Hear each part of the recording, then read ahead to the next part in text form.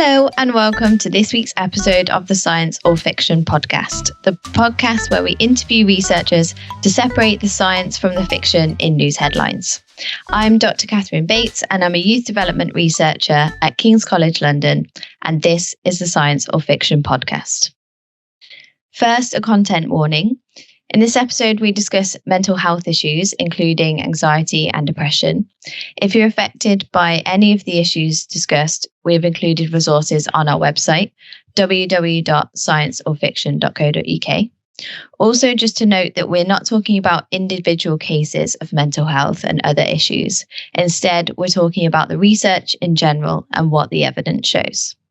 In today's episode, we're going to be talking about climate anxiety.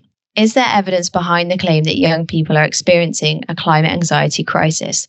And do we need some form of climate anxiety to try and motivate action? Let's find out. The climate crisis is termed as the biggest threat to the future of the planet. Scientists are warning that the time to take action is running out. Climate anxiety has been gaining more and more attention as we become more aware of the threat to the planet and people's lives. There are reports of increasing climate anxiety in young people, but it's currently unclear what climate anxiety is, how it affects us, and what we can do. Although the research field is yet to come to a conclusion, the findings are frequently reported by the news that is often reported on digital platforms as short articles with catchy headlines. In this format, details of the research are lost, and we need to know more about the research findings to make our own conclusions and decide for ourselves what action to take. So in this episode of the Science or Fiction podcast, I'm interviewing researcher Jenna Spitzer to get some answers. Before we introduce our guest, let's hear a few of the headlines.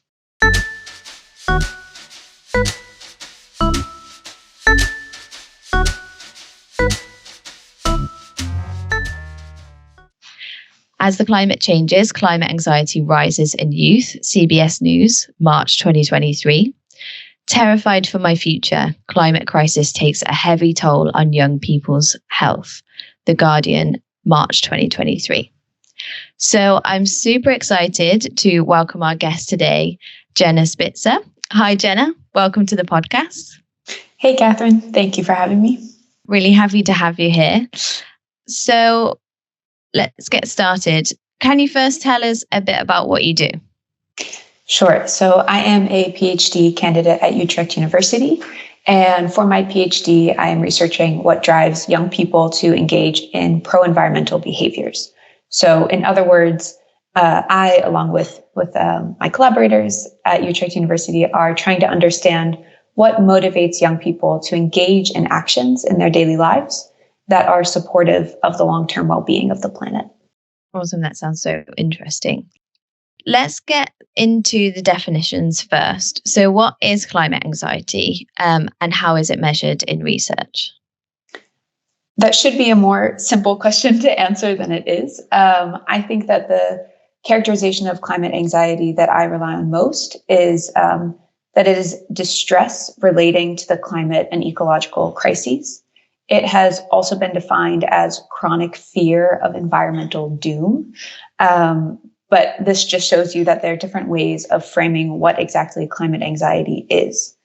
And especially the question of how we measure it, there are very many answers to that question. So I would say that there are three primary ways of measuring climate anxiety. One has to do with how worried individuals feel about climate change. Another has to do with the negative emotions that people feel when thinking about climate change. So emotions such as anxiety, but also grief and powerlessness and despair. And then yet another way of measuring climate anxiety has to do with its relationship with personal well-being.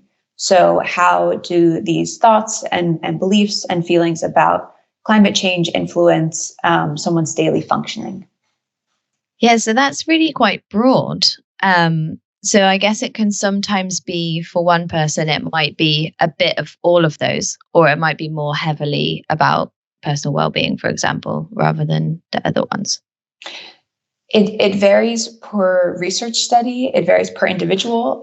It also varies per news article. So when we see headlines about climate anxiety it's unclear to me until I look a little bit deeper if they're talking about worry about climate change or, functional impairment or having sadness or hopelessness. So it really can vary quite a lot.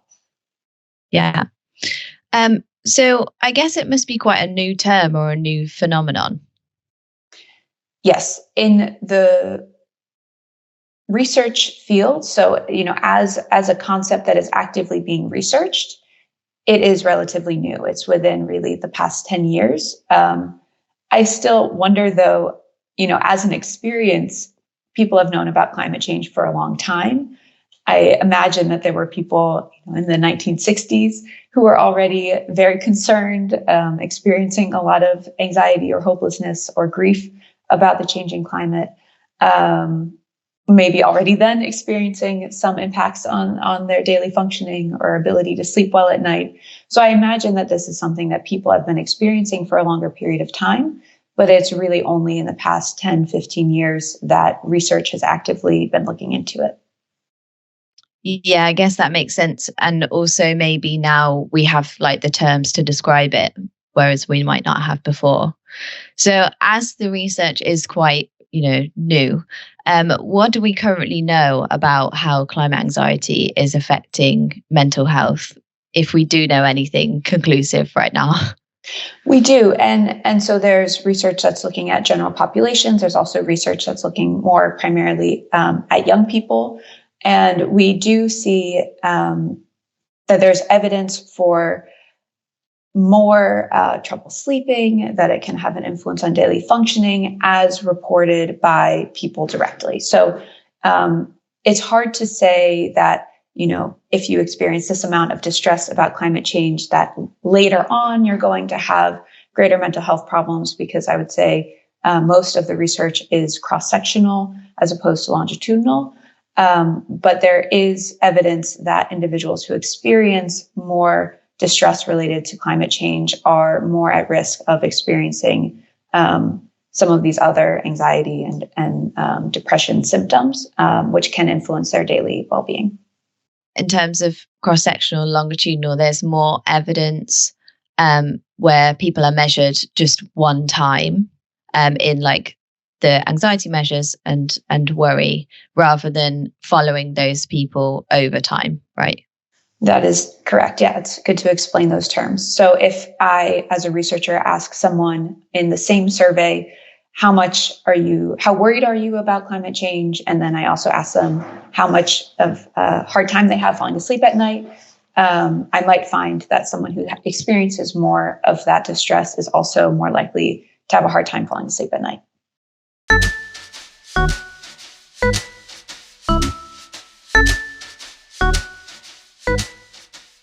In each episode, we dive into the research behind a headline. And this week, we're going to discuss research that has been covered recently in the following news articles. As the climate changes, climate anxiety rises in youth. CBS News, March 2023. Terrified for my future, climate crisis takes a heavy toll on young people's health. The Guardian, March 2023. A journal article by Caroline Hickman and colleagues reporting on a global survey of climate anxiety in young people was recently published, and that's what's been appearing in all of these news articles. So can you first just summarize the main findings of this study? Sure.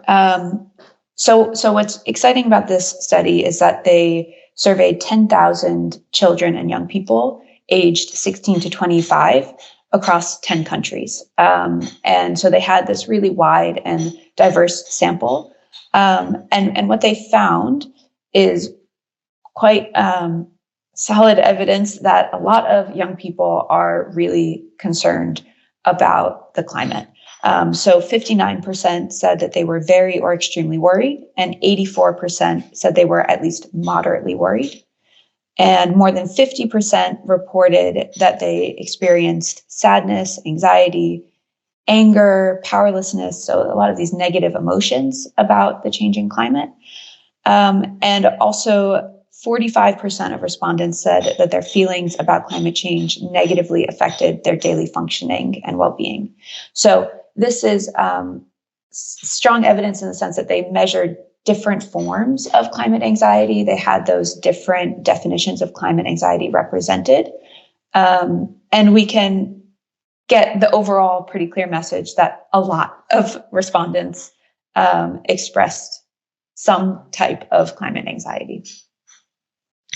Yeah, over 80% of young people reporting being worried is huge. Especially, it's probably important to point out in kind of psychology research, 10,000 participants and across 10 countries is a very good sample, or quite representative sample. Do we have to, how confident can we be in this results in that sense? In that, do you think participants potentially who are more worried about the environment might have been more likely to participate in the survey, or were researchers able to account for this by potentially not saying that it's a survey about climate anxiety and it's just a survey? How does that kind of work in this context? So when they included participants in their sample, the participants did not know what the survey was going to be about. So in that sense, their sampling strategy was, as responsible as one can be. But what was missing, and I was looking for this in the article and didn't find it, and maybe it's still out there and I haven't been able to find it in their other materials, but there was a relatively sizable degree of dropout. And I would be at least interested in knowing, for the 5,000 or so participants who left the survey before they completed it, if they would have found different answers in that sample, to the extent that they have data before the participants dropped out of the survey. They did have a more representative sampling approach. So they tried to find a good representation of the population in each country as they were recruiting. So presumably they were able to replace the participants who dropped out with other individuals like them who had dropped out. But I do think that's always something to pay attention to when reading articles, is not only who was in the survey, but who wasn't in the survey and how come they were missing. That's a really interesting point. And obviously it doesn't detract from the fact that a huge proportion of the people in the survey are very worried about the climate. But yeah, it's interesting to think that potentially those that are less worried might not have completed, just to have that balance there.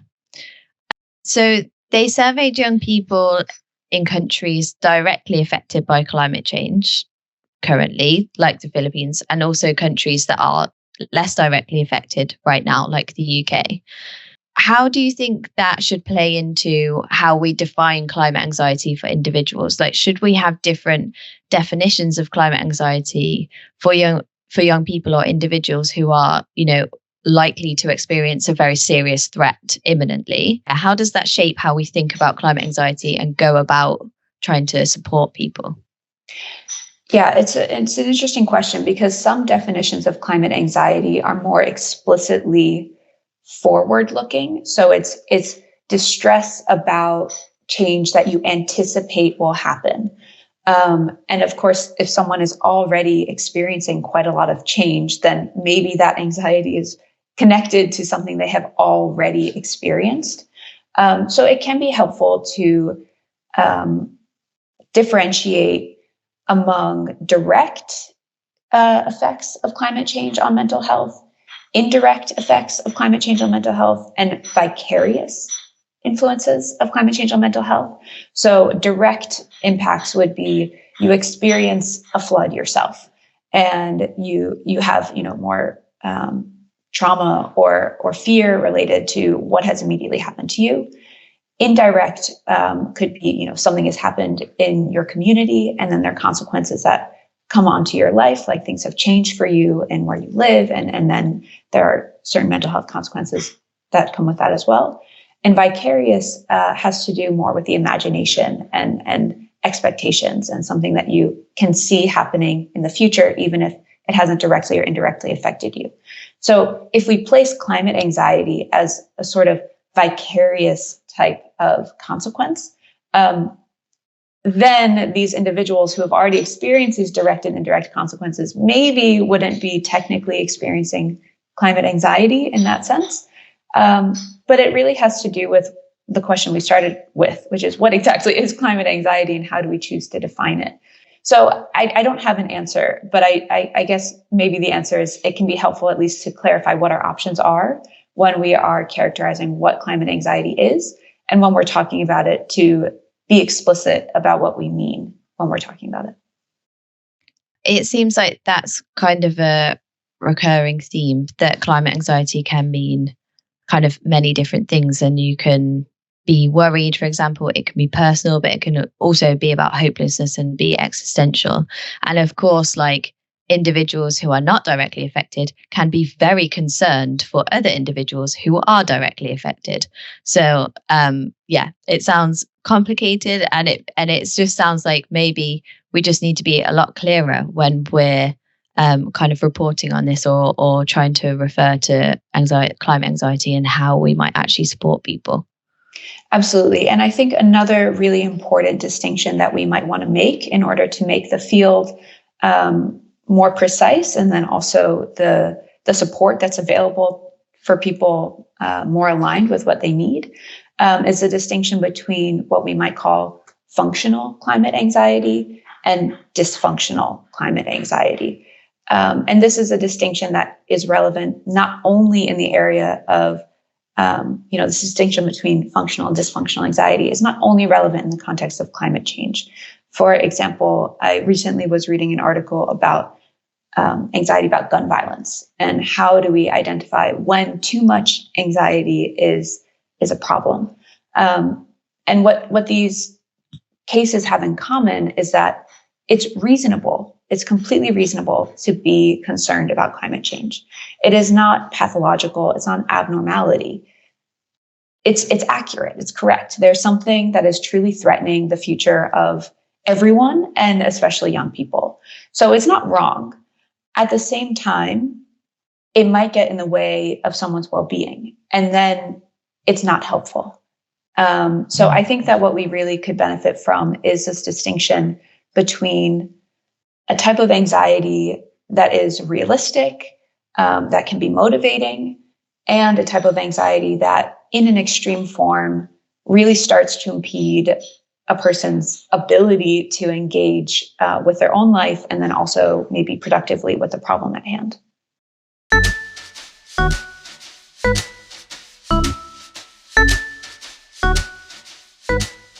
Thinking about action in that sense then, and trying to move forward, do you think we need some level of climate anxiety to motivate action?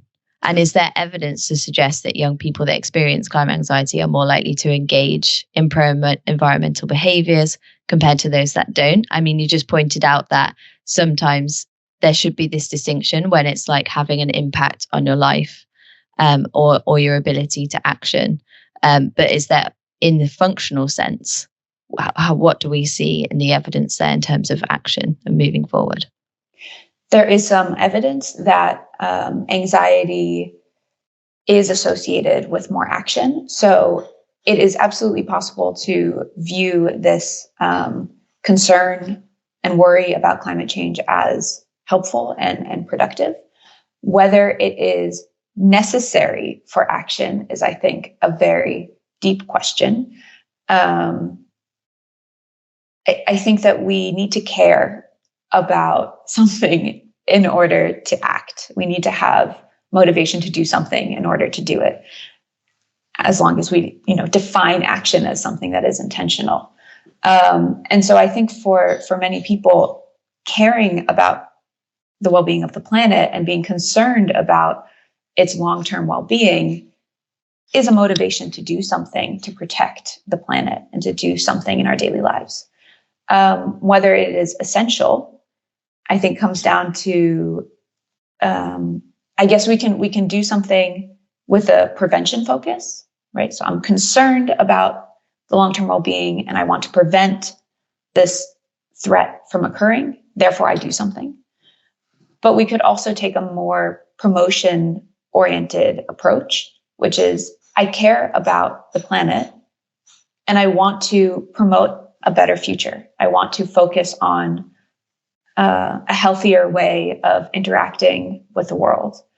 I believe our societies could do that better, and I want to be part of that positive change. In that sense, there's still care, but there's less of a concern. It's less grounded in anxiety. So I wouldn't necessarily say that it's needed, but it can be motivating. Yeah, and it sounds like there's maybe a way that we can reframe that kind of motivation to make it a positive thing collectively to move towards action rather than focusing on like the negative. I think so. And it's not to dismiss the negative, because I think that this is truly a bad situation, right? Like we need to acknowledge, we need to acknowledge that it isn't a good problem to have. It really is extremely distressing to think about what climate change means for human well-being, for the well-being of many species, right? It is a true problem. So I don't want to say that we shouldn't take space and time to experience those negative feelings and acknowledge that those thoughts are grounded in reality. I also, at least personally, think it can be overwhelming and hard if we get stuck there. At least for me, I don't want to get stuck there. So it's helpful if I think about what we as individuals and as societies and as a global population can work towards, just to stay motivated. What can they do to help alleviate it, or what can we do to help young people alleviate it? Creating space to talk about emotions is generally advisable. And I think especially in this context, which can be very sensitive and hard to initiate conversations about, because it seems like it could only possibly be negative. So I think just not being afraid of having tough conversations and initiating those conversations can be helpful, because then we are we're creating opportunities to find common ground and find support in one another, and then maybe feel like we can do something about it together. We don't need to do it all alone. I think that another useful resource can be the internet. Can be looking for different communities of people online, because this is a global problem, and that also means that there are global communities of people who are thinking about it and talking about it. And you never know, maybe there's a great group that's 2 streets away, or maybe there's some group that you can relate to that's on the other side of the planet. Brilliant. That's part of what Michaela Loach, the climate activist, talks about in her new book, is one of her suggestions of coming together, like the power in the community, basically, like what we can do coming together to not only support each other, but also to move forward and try and create action as well. Absolutely. I think having a community can really make a difference. And it's also possibly because it feels then like there's something we can do about it. It's such a large problem that it would be impossible to solve as an individual, and we know that. So then it's just going to become overwhelming, I think, unless there's a larger force that you feel connected to. To make it more specific, I know, for example, the Good Grief Network has a community for young people as well. And I also like that name, Good Grief. It's there is grief, but we can also focus on something positive. What are we going to do about it as well? That leads quite nicely onto a question that we got from a listener. So also, by the way, if you have a question you want to ask or a topic that you want us to cover, then please email us at info@scienceorfiction.co.uk or DM us on social media. But yeah, so we had this question sent in from the listener in prep of this interview, and they asked, is it better to be optimistic or realistic when thinking about the climate? I find this question super interesting and also a bit sad because of the dichotomy between optimism and realism. It really suggests that if we are realistic about what is likely to come, then we cannot be optimistic, that we cannot be hopeful or confident about the future. I would like to challenge that duality and say that we can be and should be realistic. We don't want to turn to denial as a coping mechanism. Many people do. And that's not going to get us anywhere. So I would absolutely argue for being realistic and staying well informed. But I would also say that being well informed might also lead you to evidence that we're making progress, evidence that we are coming together as citizens, as local and global communities to petition for change, to make that change happen. So my hope is that as you become more and more informed, you could also find kernels of optimism and reasons to be optimistic as well. If you're dissatisfied with that answer, and I can imagine that person who proposed that question might be, then I would say try to investigate it yourself and see what it's like for you when, because the question is it better? Well, is it better for who? Is it better for whom? Is it better for you, or is it better for us as a society? And I would say, yeah, see how you feel, see what types of actions you engage in when you are feeling more optimistic versus, more realistic. No, I like that answer because I feel like it's quite hopeful, and and I like the idea that the more we know, the more we can kind of move forward and allow ourselves to be optimistic. And it links back to the community again. We can work together to be optimistic, but also turn that optimism into action as well. And yeah, I really like that. Yeah, and I think hope and optimism, they're interesting in the sense that, like anxiety, it's not clear that it's a linear relationship between them and action. So just like anxiety might motivate some action in the beginning, but then if it's too much, it becomes demotivating. If someone is too hopeful, that can also be a way of passing the buck and saying, oh, I don't need to be worried about climate change. I'm hopeful. Someone else will solve the problem. So I think that it's really about finding a balance where we know that the problem is real. We're worried about it. We believe that we need to do something, but we have enough hope to think that by taking action, we can get somewhere. We can do something about it. So I would really like to combine the realistic approach and the optimistic approach and say we need a realistic optimism, which is if we do something, we can make things better. Yeah, I love that. Realistic optimism. Let's move forward with that. Great. So do you have any recommendations for our listeners if they want to find out more on this topic?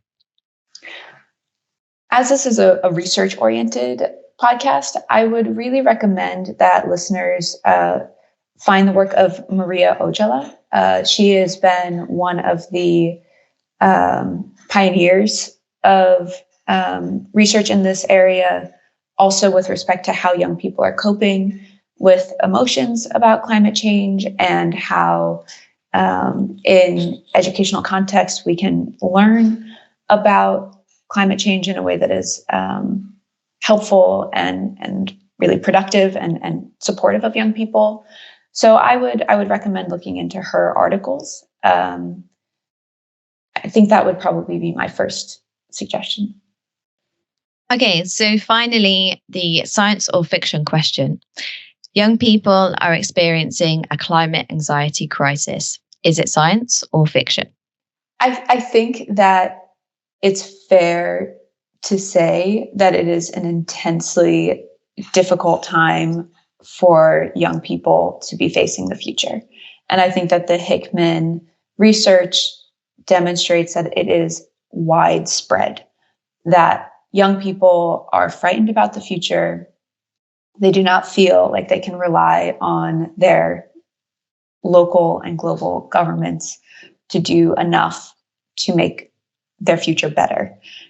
And that is, I think, a real call for action at every level of society. Do I think that young people are experiencing a crisis in the sense that they are completely overwhelmed and are, malfunctioning? No, I think that they are calling our attention to something that is real and important. And hopefully we will listen and give them a reason to trust us and older generations.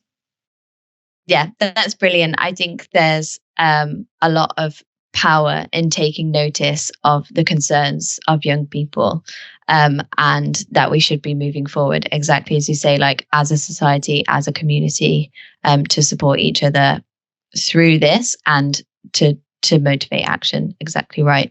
So thank you so much for coming today. This has been such an interesting conversation, and I've definitely learned a lot. My pleasure. It's a tough topic to talk about, but it's a good thing to do, even if it's tough. Thank you so much to Jenna for coming onto the podcast today, and thank you all for listening. You can follow us for updates and more information on Instagram and TikTok at Science or Fiction Pod, and on Twitter at Sci or Fiction Pod.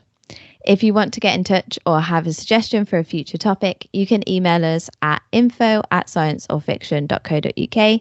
And as always, you can find the researchers' recommendations and links to mental health support at www.scienceorfiction.co.uk.